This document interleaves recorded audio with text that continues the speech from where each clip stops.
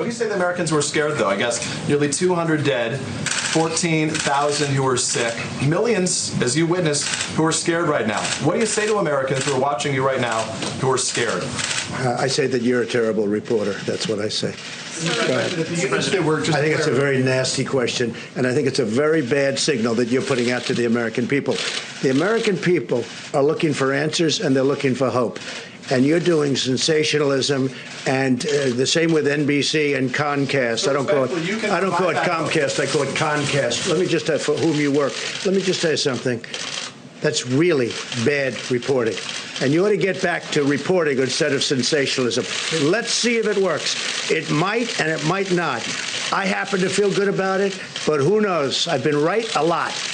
Let's see what happens. You said the other day you see yourself as a wartime president right now, leading the country through this pandemic that we're experiencing.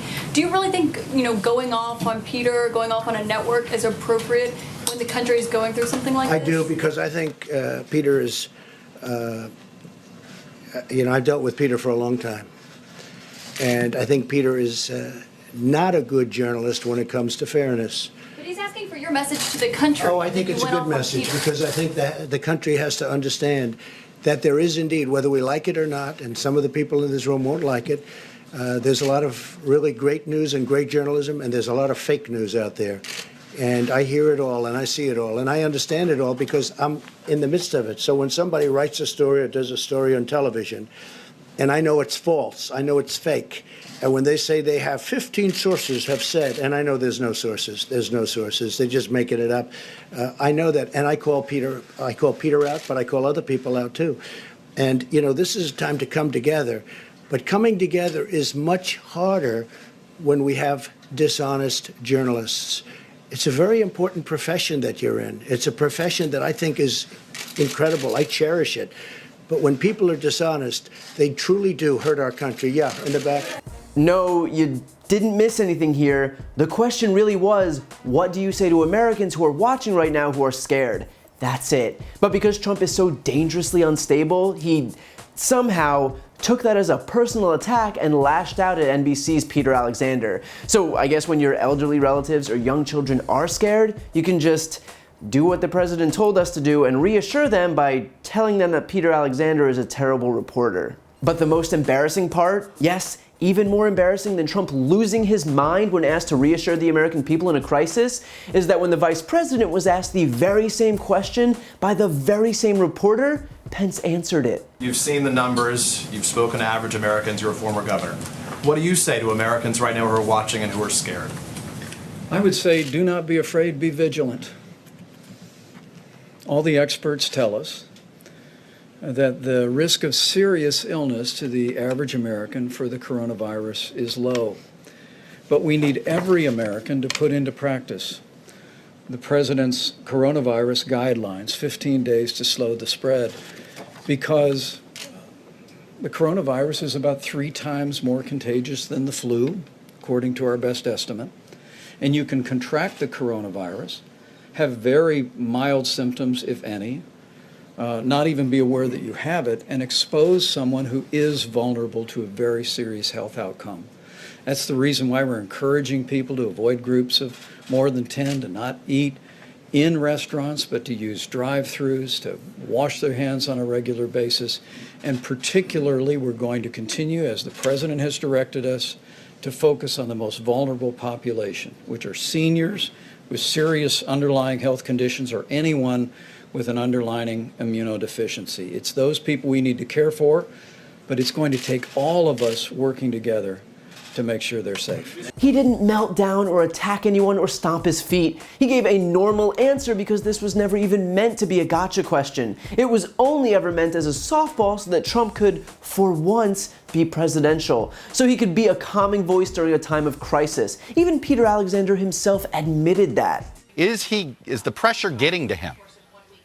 Well, I think Americans will make their own judgment based on what they saw here, Chuck. I mean, obviously, they are looking for a president and a task force in whom they can be confident and feel safe and secure, knowing that everything's being done to help protect them at home right now. As you witnessed, there was a moment, you and I are baseball fans, we call it a softball. I was trying to provide the president an opportunity to reassure millions of Americans. We're witnessing the death toll now approach 200, and the number of those who have already tested positive for COVID-19 approaching 14,000 or surpassing it. What he would say to Americans who were scared. The president, as you witnessed instead, took it out on me and said that I was a terrible reporter. I mean, clearly this was an opportunity for him to be positive and to be uplifting, optimistic as he likes to be. I asked him before that, which I think frustrated him perhaps, is whether it's his sort of impulse to put a positive spin on things, if that may be giving false hope to Americans. As we witnessed just yesterday, he said about some of those possible therapies that that there would be immediate delivery. In fact, Dr. Fauci himself said that there was no magic drug. Now, what's so absurd about this is that Trump actually accused Peter of, quote, doing sensationalism by pointing out the number of people who are sick or dying. Only, that's not sensationalism, those are facts. That is the reality of the situation. It's not that Peter's being sensationalist, it's that Trump is in denial, and that has been the problem all along. From the very beginning, Trump's desperation to deny what's happening because he viewed this whole thing as politically inconvenient has only served to exacerbate the problem. He wouldn't even dock a cruise ship with sick Americans aboard because he didn't, quote, want his numbers to go up. I would rather, because I like the numbers being where they are. I don't need to have the numbers double because of one ship. That wasn't our fault. And it only got worse from there. He spent weeks pretending that this entire thing was no big deal. Have you been briefed by the CDC? I have. Are there words about a pandemic at this point? No, we're not at all, and we have it totally under control. How concerned are you? Well, we pretty much shut it down. You know, a lot of people think that goes away in April with the heat, as the heat comes in. Typically, that will go away in April. We're in great shape, though. It's going to disappear. One day, it's like a miracle. It will disappear. They're going to have vaccines, I think, relatively soon. And they're going to have something that makes you better, and that's going to actually take place, we think, even sooner. So it's a lot of good things are happening. Because a lot of people will have this, and it's very mild. They'll get better very rapidly. They don't even see a doctor. They don't even call a doctor. You know, we have thousands or hundreds of thousands of people that get better just by, you know, sitting around and even going to work. Some of them go to work. But as of right now and yesterday, anybody that needs a test, that's the important thing. And the tests are all perfect. Like the letter was perfect. The transcription was perfect, right? This was not as perfect as that, but pretty good.